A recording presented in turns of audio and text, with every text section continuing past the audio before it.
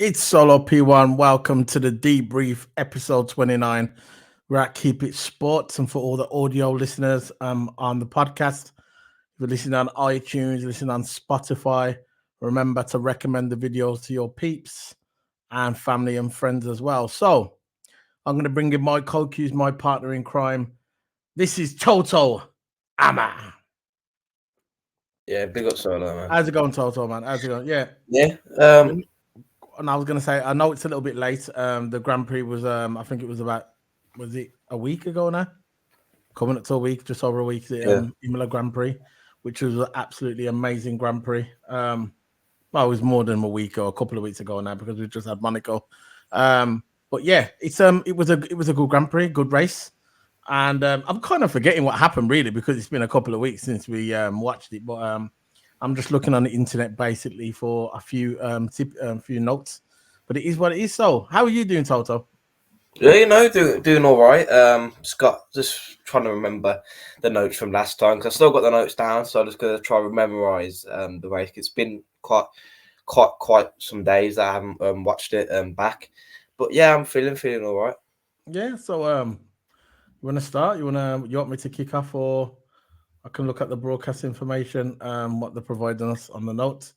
But it's not much. They know exactly what they're doing as well. So I'm just going to look at You want me to do the results first, or Yeah, you can do. Yeah, you do results. Yeah. what we're going to do? We're going to go with the results first. It's Max Staffen. I'll bring it up I'll bring it up on the screen. Share the old screen. Here we go. So it's there for everybody to see. There's the results there. This is via the full results via the website. We're just doing that for you today. So I'm going to bring that in.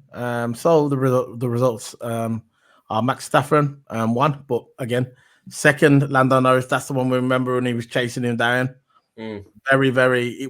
Look, the race, the first half of the race wasn't that really good. Okay, I get it. I remember, and I was falling asleep on the sofa. Everything's coming back to me now. You know why I'm forgetting about it? It's because I was sleeping. I was sleeping for half of it. But Yeah. when we thought that Max Verstappen was going to run away, but then we thought, yeah, it's going to be a Max Verstappen domination. It wasn't like that because Max, for some reason, the Red Bull wasn't really good on their second stint, which was, I was amazed. I was shocked because when it comes to the tires, we all know that Red Bull are probably the best on the tires because of the way the car is balanced. But this Grand Prix, you're still on the camera, by the way, Toto. But this Grand Prix, it was Lando Norris kind of being clever than Red Bull, saving the tires.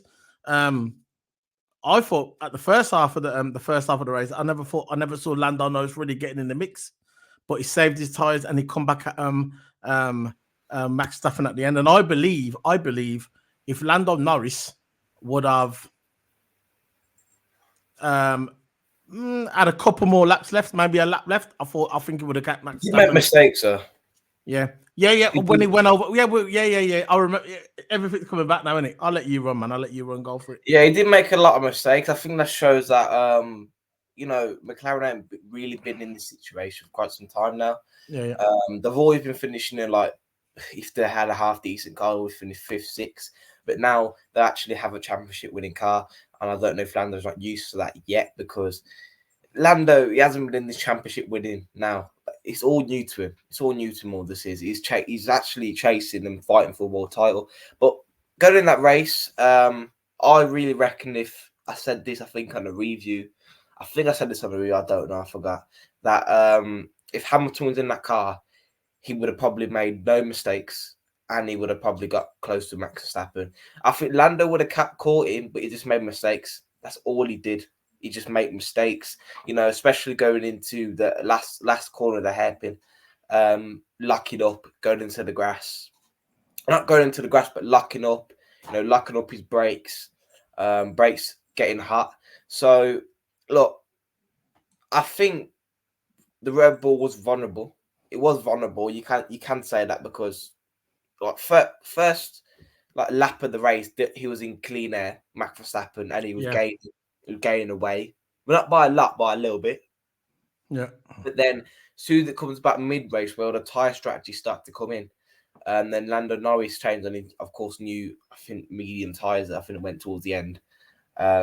He started to catch, and then that Red Bull started to get into that dirty air. Because, you know, when someone's chasing a Red Bull, you know how bad that Red Bull is in dirty air. So it's Now, perfect. when Red Bull's chasing another car, you mean, Yeah. Red Bull doesn't really, the car doesn't really comply well in dirty air, I'd say. Yeah. That's the terminology I'm going to use today. Comply. It doesn't comply with, and other teams know this now, so they've worked it. They've worked it out. Continue.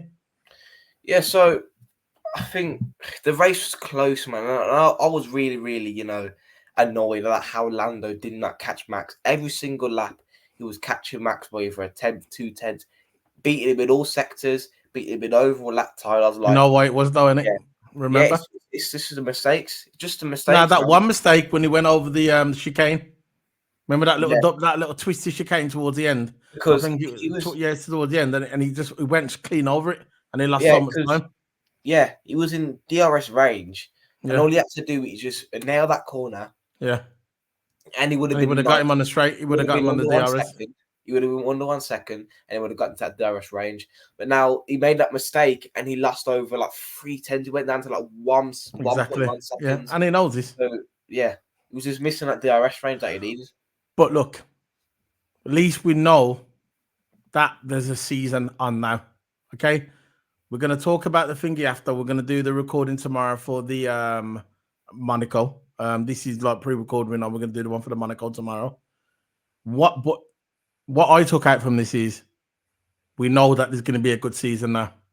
We know it ain't gonna be Max Verstappen pulling away now. You got Fred Vasseur coming out and saying, "Look, we believe that we can catch the Red Bull. We believe that we can catch the Red Bull with our package as long as we keep upgrading." And the upgrades that they're bringing to the car work out, we can beat Red Bull.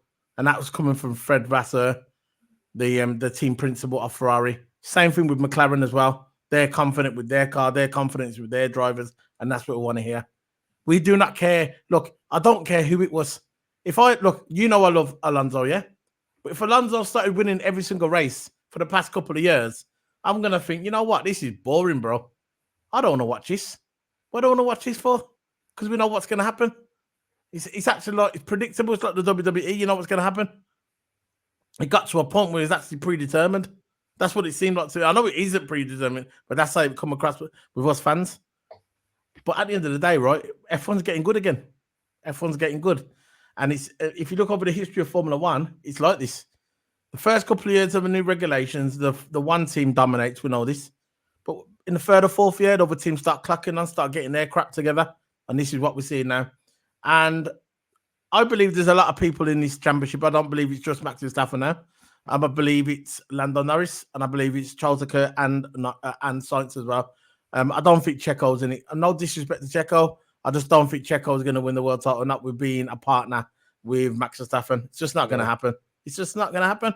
And that's no disrespect to Perez over his driving ability. I believe he's a good driver, and I believe he's got the skills. And I believe if he was unleashed, if Perez was unleashed to do what he wants and he got the same as Max Verstappen, everything the same, straight down the line, the same as Max Verstappen, I believe Checo could take it to him. But while he's at Red Bull with Max Verstappen, he's never going to win no world title. Yeah. That's just the way it is. And that's just the way it is. Maybe he's happy with it now. Maybe he's accepted his role as a second driver and he knows he's not going to win nothing. The only way he's going to win the race is Max Verstappen somehow makes any mistakes. We probably will now. And he can clear up and try and do it then. And even then, when Max Verstappen makes mistakes, he doesn't capitalize on it. You could see that Max Verstappen's car is a lot faster than Checo's. It's just the way it is. He gets nowhere near qualifying. When it comes to qualifying, where is Checo? If he's got the same car as Max Verstappen, why isn't he qualifying second and third all the time? He's not, is he? And it's not the fact he's not a bad driver. He's a badass driver, in my opinion. But he's just like, he's shackled at Red Bull. That's what I think about it, Toto. Yeah, because it has, since Adrian Newey, of course, going to leave at the end of the season, going to Ferrari most likely. It's not been confirmed, but let's face it, he's going to Ferrari. Most likely, yeah. Adrian Newey, of course, getting rumoured to Williams, but forget all that.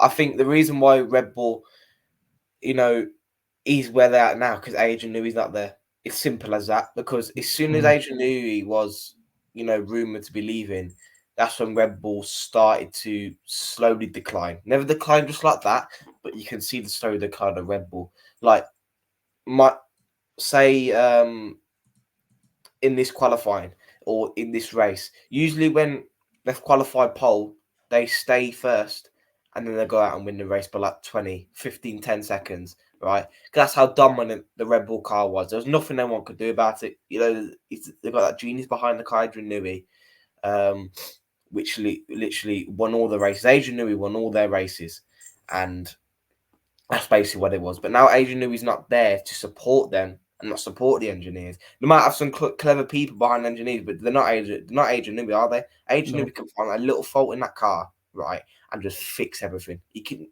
That's what he made that car to be the beast it was, which it was a beast. That car was. We don't know what's going on in the backstage. With all FIA and all that, but that car was a beast when it came out.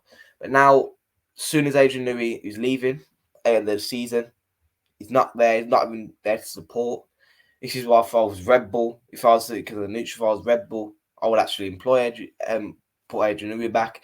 But Red Bull now have a chance at losing this title because McLaren now is on the uptake. Ferrari is now on the uptake. Like Leclerc winning Monaco. Where did Max finish? Fifth place, I think, in Monaco, losing a lot of points. He didn't even finish top 3, and you expect a Red Bull to finish at least top 4, top 3, or even, second or third, right? But you got a terrible qualifying, and the thing with Red Bull, they usually have a good qualifying, but now everyone's clocking onto them and hits into the race. Like Lando like Sainz, for an example, in Australia. I always go back that as a reference. I think Australia was the turning point at which that Red Bull started to slowly decline because we saw that.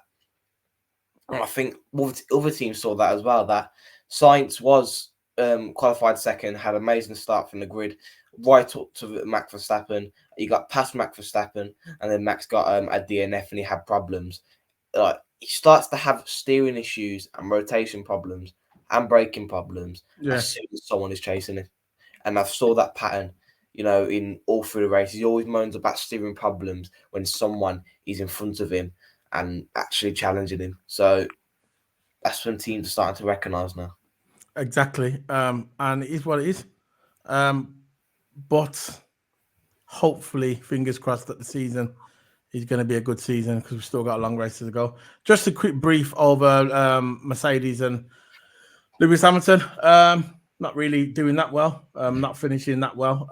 Lewis Hamilton in 6th place, George Russell in 7th. There was mere passengers in that game. I mean, in that game, too much woman about in that race.